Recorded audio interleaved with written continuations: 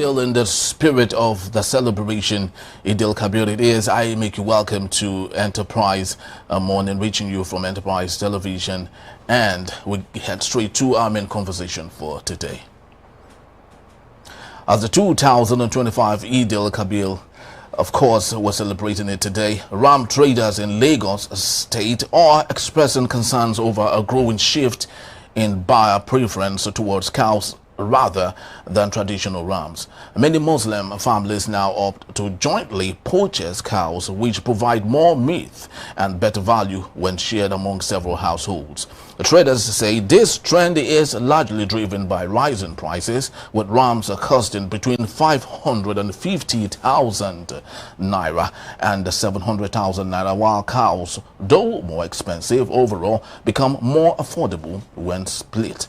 Despite this shift, rams remain culturally and religiously significant for the Eid sacrifice. Some buyers still stick with tradition by purchasing younger, more affordable rams priced between 130,000 naira and 250,000 naira. However, others, like one buyer who joined with a relative to buy a 950,000 naira cow, say economic realities are forcing them to make practical choices without abandoning the essence of the celebration. And in preparation, of course, with the Sallah, which we celebrate today, cooking oil vendors are also seeing increased demand. Prices have slightly dropped from earlier the year, with 25 liters of groundnut oil now selling for 78,000 naira. Traders in Nigeria are adapting by selling oil in smaller, more affordable portions, while consumers are prioritizing cost and quality, balancing health concerns with the need to prepare for the festive cooking. We have right here in our studios Barrister Sufeli, Barrister Law Public Affairs Analyst, and Emeka Madunagu, Journalist Public Affairs Analyst. Thank you so very much, gentlemen, for being here. Very well. Thank you. And I'd love to believe we had a wonderful celebration. Of course, it is a time for sacrifice of giving out to people, your neighbors and all. So it's very important that we equally join in that celebration. But I'd love to start with you, Barrister Sufeli. What do you make of the rising cost of very customary things like this in Nigeria? Do you think this might water down the religious thing that people have evolved to have been used to over the years? Well, people may not be able to afford as they do in the past, but it will not water it down, because the religion itself did not make it compulsory that you must buy a ram or a cow.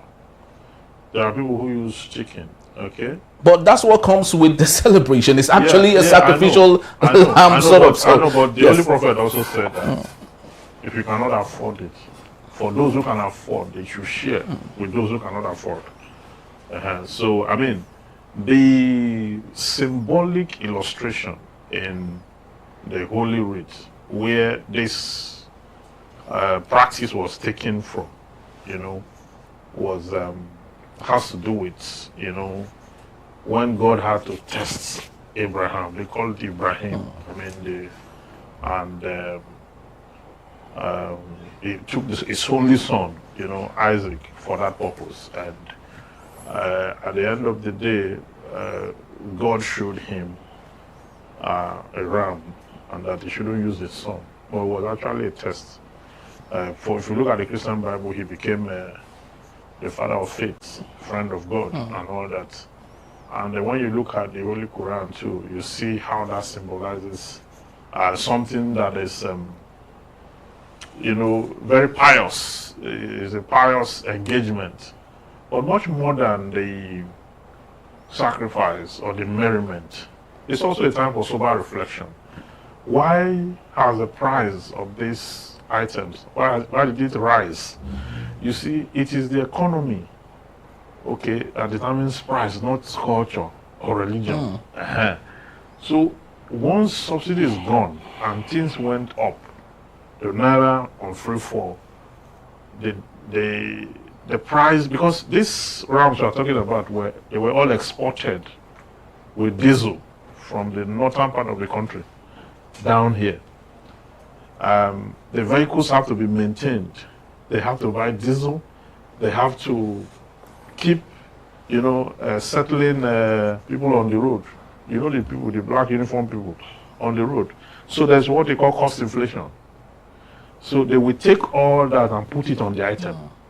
If the item originally cost 100,000, by the time you calculate what it will take you to bring it here, you're having an extra 50,000 on it. So cost inflation. So, and you cannot say because it is a festive period, you will sell below cost price. I mean, in fact, it's a season, demand is high now. So the law of demand and supply is playing a role. Cost inflation is playing a role. The economics of the religious demand is playing a role.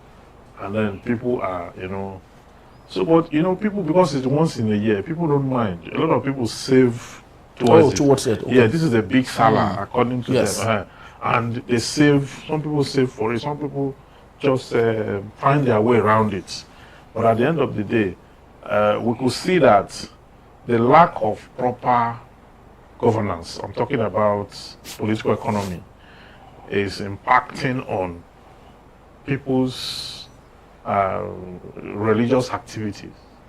They had to make sure that in the mix of all the needs, they add this to it, from their medical needs to the school fees to daily feeding, to a lot to rent and everything. They have to add this to it because this one has become like a major event because of what you have to spend.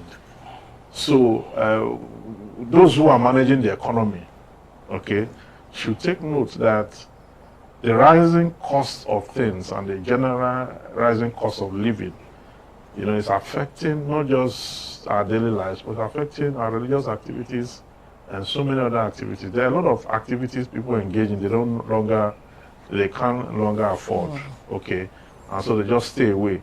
If you go out now with 3 persons to eat out, you can just as well say you are paying for the plates and all that, because the cost they will give you on each, and so it's so high, things are so high. Very, very true. Emeka, despite the harsh economic situation etched on the minds of Nigerians, it seemed to us that Nigerians are malleable, because if you get to the Kara market, which is very close to us here, the whole road is blocked, which means business is good.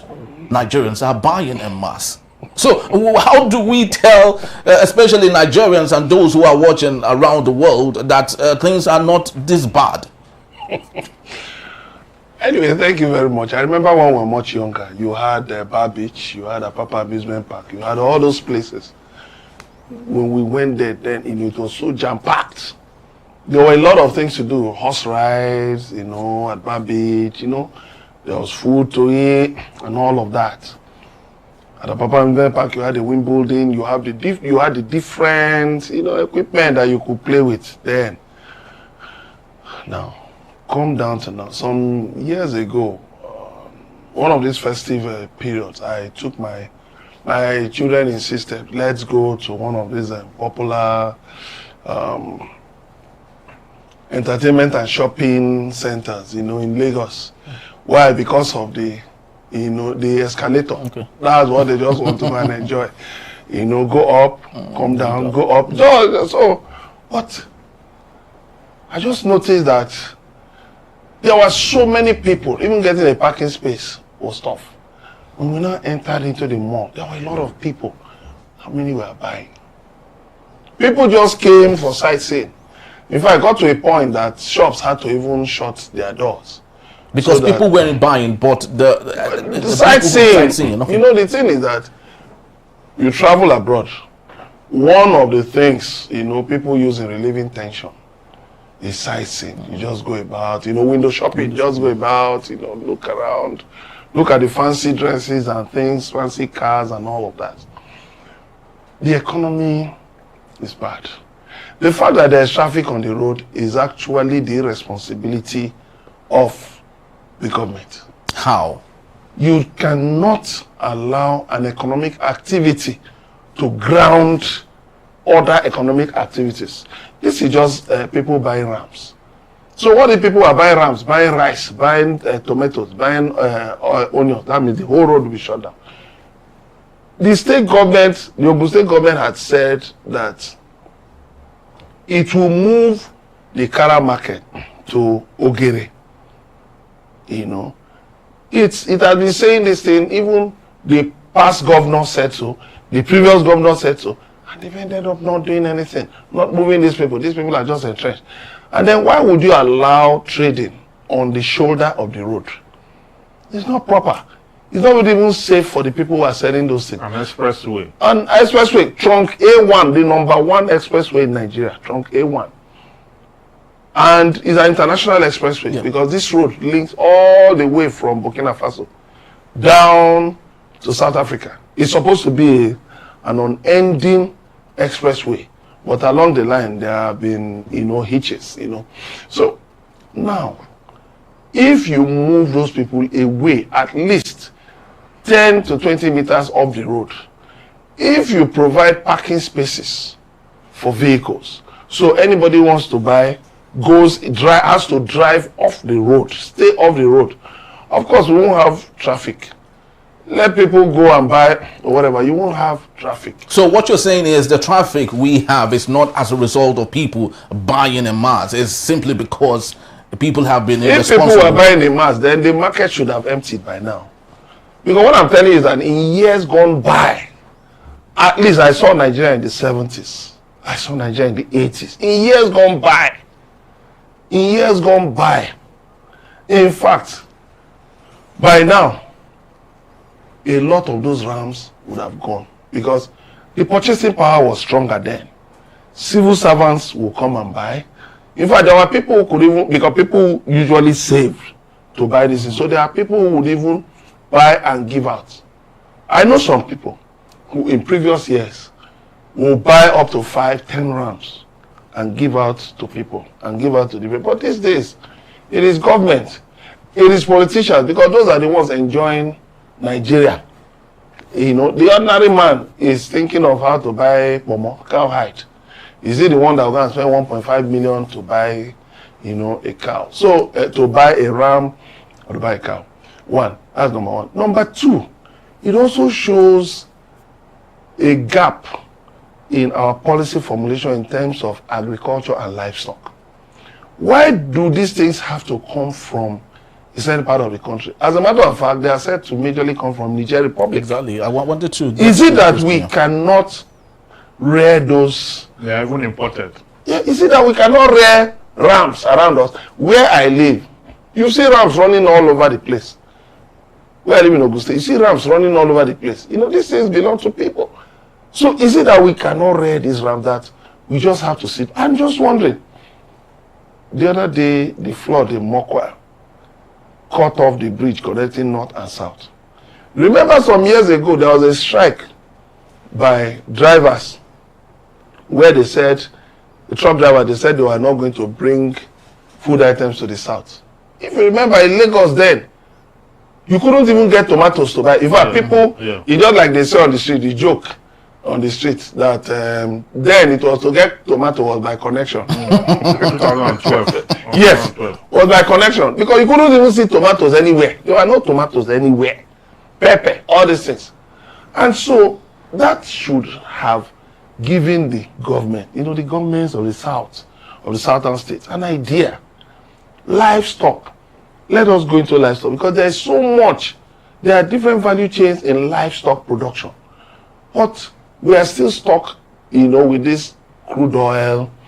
Just collect federal allocation, then manage to put IGR together, and everybody goes to sleep. Yes, so it's so very important that you mentioned livestock, Pastor Fansufeli. I know Nigerians, especially pundits, have questioned the reason why we had to create a ministry of livestock. We see it as needless. We see it as if it would have been sandwiched to the Ministry of Agriculture. But knowing how important this is to the economy of Nigeria and of course to Nigerians who are celebrating, don't you think it's very important that maybe we try to fleshing out that ministry and make it such that it is great enough for Nigerians to at least begin to see you know, some of these things to buy at a very affordable rate. Yes, the ministry was created for it to develop programs and policies. Now, these programs and policies are supposed to be driven nationwide. Okay. As it speaks now, the government, I don't know of any state government that's invested in livestock management and production. I don't think so. It's individuals that are involved. Now, that's a private business. Even though the advent of a ministry should have made it a government cum individual businesses. Even if government is not directly involved, government should be able to have grants or loans, or government should be able to have a program that will make feeds available, or make ranching space, or whatever it is that can support individuals that are in the business all over the country, not just in the north. Because Ogun State, for example, have expanse of land. I mean, the land that Ogun State have that is occupied by religious organizations, where they produce nothing other than prayer and bombarding the heavens. They have no such land for businesses, because you see the expanse of land that is consumed by, you know, they just tell you that our priorities are not right. You take over a warehouse where you are supposed to warehouse products. You take it over, you give it to a religious organization. The religious organization didn't give it to the religious. Those religious organizations either bought or they listed. So it's not like it's given to them. That's what I'm saying. Yes. That's what I'm saying. Our priorities. Yes. That's what I'm talking about. So you give out, or you provide a space for that is meant for production, that is meant to preserve produce and goods for labor. You give it out. Then you turn it to a church. It becomes a church or one of the religious organizations. Then people come in there to pray for jobs. It's not making sense. It's not making sense. So we need to prioritize, because you see these countries we are looking up to, the edge they have over us is that they are producing. And the reason they're able to produce is because they have electricity. And they have an export-import friendly arrangement. Yes. So why can't we look at this chain? Look at the ports, how we can make it easy for exports. Look at electricity to enable people to produce. And then look at the products itself. You know, we are the biggest in so many things. We are the largest producer of yam in the world.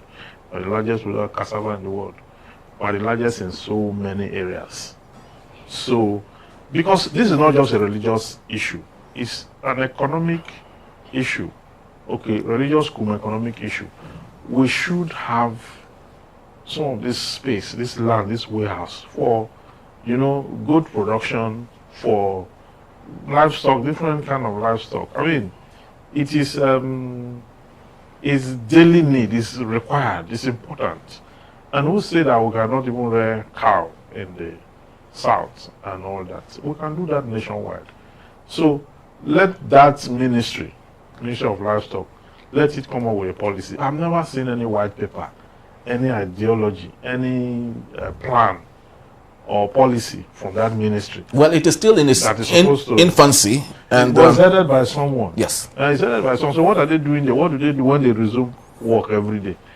They should be doing something that we can see. Because the president is talking about ministers, reshuffling, what the people heading all these institutions and commissions, what do they do when they resume work Monday to Friday, every day and they earn salaries? We should interrogate that, so that they are not productive. You can change them and get people with ideas that can, you know, develop something. We have good soil where we can grow crops to feed the livestock, okay? And then the livestock usually will eat the chaff of the, and from there you have a value chain. We go to a big space, we have all that. So let's channel it proper, and then let the cost, you know, reduce, so that people can have access to this items. Very, very true. Emeka, Nigeria is the sixth largest cultivators, if we can put it that way, of livestock in the world, especially with cows. It's in the fifth in Africa. Yes, the fifth and all that, but the sixth in the world. But lamentably, the number of liters of milk produced by this large number is less than 3 million liters a year. A country like Netherlands, with less number of cows, produce more liters of milk in a year. Now, lots of people have questioned the reason that is so is because of the gypsy nature of those who make this possible, the Fulani herdsmen, right? That they travel long distances, they don't so much care about the health nature of their livestock and so on. So the question now is, how do we properly ensure that that sector is doing well without affecting the culture which is embedded in the business? You see, I want to just take what a barrister said and dovetail into my answer. You know, yes, these churches that have all those big prayer grounds and all that, you know, they have economic activities in those places, you know, banks and all of that. But they can also add agricultural activities to these things to help, you know, to shore up the supply of these things. Then, it's not about culture. Culture is dynamic. If you have a culture that gets to a point where it's no longer useful, really, you change it. Can some culture be? There was, of course, there was a time there was a killing of twins in Nigeria. Didn't we stop that? There was a time there were, you know, widows. You know, many communities now have abolished practices that violate the rights of widows, violate the rights of orphans, and all of that. You know, so I mean, time was when you had the grazing routes. That was a long time ago. But these things are no longer feasible. You have urban development that has covered all those routes. And by the way, you now have states.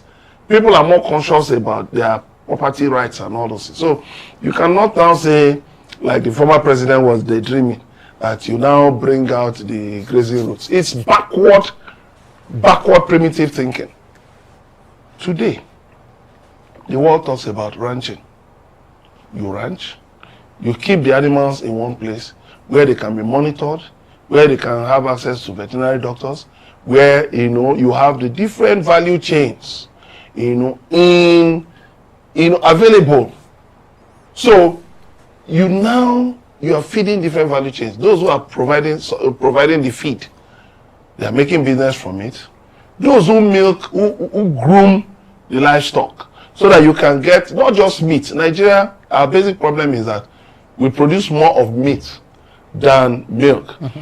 Now, the production of milk is mainly at the rudimentary level, the basic level, you know, where you have some of these products, you know, some of these yogurt, local yogurt, you know, fura, the nono. And while we have just about 6 companies that are into the production of milk, but there isn't enough to meet the needs of Nigeria. So we have to shore up by importing $1.5 billion of milk every year. Now, the interesting thing is this. You see, the nomadic nature of the Fulanis has been weaponized, has been turned into a political weapon for land grabbing by mischievous politicians. Because you see places where you find these herdsmen, they have no business being there. They have no business being there. So what are you now? What are they doing there? You say they are open grazing. We've all admitted, even the national chairman of APC, when he was governor of Kano State, Ganduje, Dr. Omar Ganduje, he said he built somewhere, Ruga, he built a settlement that anybody with cattle can come there and settle. Why are people not settled there? The federal government, in fact, long time, in the colonial era, they carved out Wase area in Plateau State. Today is a local government. And the government has built a Ruga there. Why do we still have the killing of people, the grabbing of lands in Plateau State? When you have the land, the expanse of land you have in Wase, can take so many heads of cow. How many heads of cattle do we have in Nigeria? Well, we don't have up to 10 million heads of cattle. yes, the real herdsmen have actually disassociated themselves from this claim. They can look. Let me tell you. See, it is just like hiding behind the finger. They are headsmen. They are headsmen. I've not heard of Igbo headsmen. I've not heard of Yoruba headsmen. I've not heard of Urobo headsmen. We know those who culturally are headsmen. If they cannot, not all of them that are involved in. Not all of them, of course, but those who are in the forefront of head. I know there are some other areas where you have heads, like in Enugu State. There are some communities that are also into heading. But what I'm saying is this: they should help. All hands should be on deck. We should now end open grazing. Let those headsmen now be, let them be transitioned into more sustainable livelihoods. Because sending them with cattle over long distances is no longer sustainable. Yeah, that's the reason I feel that we shouldn't have we should have law against animal cruelty. It is cruelty to drag a cattle from one very long location to the other. You're asking why they're not producing enough milk. Do they have access to veterinaries? Do they have access to medications? When they are sick, how are they treated? You find the herdsmen using stick to hit them, when they are defiant. Yes. Okay? But there are other sophisticated way of dealing with them when they are defiant. Not to use stick to hit them. That's animal cruelty. In the US, you can be charged if you use stick to hit animals recklessly. You hit an antelope and you take it to go and cook it, you'll be charged. You'll be charged to court because animal cruelty. You understand? So using stick to hit them, and at the end of the day, you are still leading them to where they will slaughter them after putting them through pressure, the hot sun, the rain, in every kind of. You still sell them off without conscience, and then they are put to death, and the rest of that. It's not a good sight, It's not a good sight. So I prefer that we have this ranch. I mean, the federal government created, there's Obudu Cattle Ranch, in addition to the one you talked about. Yeah. In many places of this country, because it's no longer visible that you're obstructing people. You are causing obstruction across, because all over the world has developed, the world has moved on. So I don't know why we cannot. I think alongside the law for ranching, we should make laws for animal cruelty. Anybody who take animal through long distances, take them to cross the highway, take them into areas where they can be bitten by snakes and other reptiles. Somebody must regulate that activity. Yeah. So as much as we like in Kano State, some people were convicted the other day for allowing their goats to roam on the street, constituting a nuisance to public health. Public nuisance. They were convicted, and they were, because there's a law, a public health law in Kano now, that you cannot allow your animals to roam freely. Those goats were said to have, eaten ornamental flowers planted by the state government. So, of course, they were, convicted. Well, I love that awakened consciousness. But away from livestock, let's still go back to purchasing power, like we rightly said here. Just before we go, we have less than 3 minutes to do that. Bazavan Sofeli, I wish I would not have mentioned brands, but because of what I am supposed to say here needed that I do that. So I will just do that, not in any way to advertise them or to debase them in any way. It's just for referencing. If you get to some super malls, some notable malls now, example, like I would say, love to mention name here, ShopRite, for example, they are winding up every single day. Every outlet of that brand is winding up. And one would ask why. While that is being observed, because I took myself to one of those areas and I saw it wasn't as it is supposed to be as compared to the ones that are coming up now. So do you see this as an economic shift in any way? Or is it that the purchasing power of Nigerians are no longer interested in such big malls, but are more concerned in the brick and mortar shops that are closest? No, people don't have disposable income any longer as they do before. It's only the very rich, maybe businessmen, the upper class. They are the only one that can go into a mall and just buy whatever they want to buy. Not too long ago, I was in one of the malls.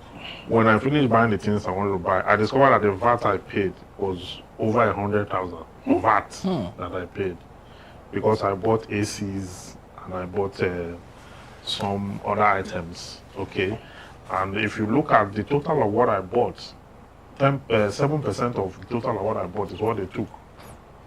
Okay, so the middle class or the beginners, you know, in the economy in this our society cannot afford to go to places where you are charging them so much for VAT. In fact, that money they collected for VAT some is more than some people's salary. That's what they took as VAT. So at the end of the day, people are not able to. Well, the ShopRite, I think they are even doing. I think they are very strong. They should have warned up since. I mean, a long time. I think they were bought over by Nigerian. 2 years. Yeah, this 2 years into it's a franchise. Yeah, this is 2 years into this administration, and the businesses are closing down. Businesses are closing down. Okay, I mean, before this administration even came on board, the multinationals were living on grounds of electricity. Electricity is even better now.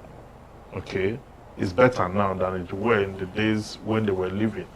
I'm sure if it were like this, they wouldn't have all left the way they left in drones and all that. So, an economy where the people have no disposable income. You see, before now, weekends, you see families who go out for the movies, cinema, just drive out with the family. Parks, yeah. Yes. How many places do you go to today that you see a family of 4 or 5? You know, they are out to just have a nice time, a good time on a Sundays, on a Saturdays. How many places would you find that? The parks that we have, how many people do you see in the parks during festive period now?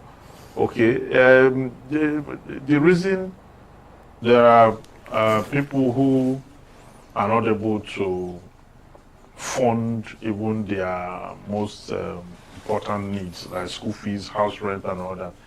By the time they manage to take care of those ones, every other luxury, they just look the other way, because they can't be bothered. They're taking care of the primary and compulsory ones. So every other thing that is luxury, just look the other way. Depending when things get better, things are really bad in our country. Very true. Emeka, your last take on this particular matter, especially as the celebration is ongoing and Nigerians, of course, need to spend. But when they do not have enough to spend, how does this affect our businesses and those who are involved in it? Our problems are Nigerian problems. The solutions are Nigerian solutions. What we just have to do is that we have to produce our way out of poverty. We have a lot of openings from where we can actually make a lot of money, where we can put people to good use. We can put, but the sad thing is that we've allowed indolence to become a culture, whereby, young boys don't want to work hard. What they want to do is just, get involved in internet fraud and, do some nasty things, and they are celebrated. Young girls want to get involved in hookup and all of that. And these are brilliant minds. Even though there are a lot of youngsters who are really doing well, who are engaged in responsible activities. But you see, our youth population, I think it's over 50 million. So we need to find a way to unleash the power in our youth population. That is where the problem lies. There are different areas. There are different areas by which we can utilize our youth and make them a force for change. Look at agriculture, for instance. After how many years in journalism? Over 30 years in journalism. I'm a farmer. I still make out time. I sometimes force myself. I have 2 farms. Early in the morning, I can rush to my farm to just see what is going on. But young people will tell you, somebody said, my hand, I can't walk, or I don't feel use my hand work. But he will come and beg you for money to go and eat, but your hands cannot work. How do you place that? So you see that people cannot afford all of these things. It shows we don't even care that we have an opening where people can go and spend money. We have a festival that if you allow, if the purchasing power was solid, people could buy thousands of rams. And what it means is that government can make money from different ways. Barrister talked about the transportation, that is one.